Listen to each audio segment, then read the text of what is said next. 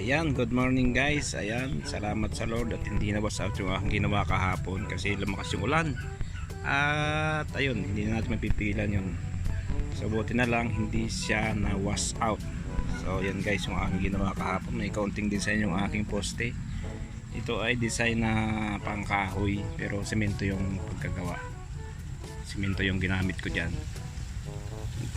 Nilagyan ko ng kulay-kulay ng kahoy, yung tipong tuyong-tuyong kahoy, tawagin na kahoy na ganyan ay yung kakawati, tawag sa amin ay madre kakao. So yun nga guys, yung sa mga interesado kung paano ko ginawa yan, sa mga interesado na malaman ko paano ko ginawa yan, ayan, mag-comment lang kayo at i-video ko kung paano ko ginagawa ang design na yan.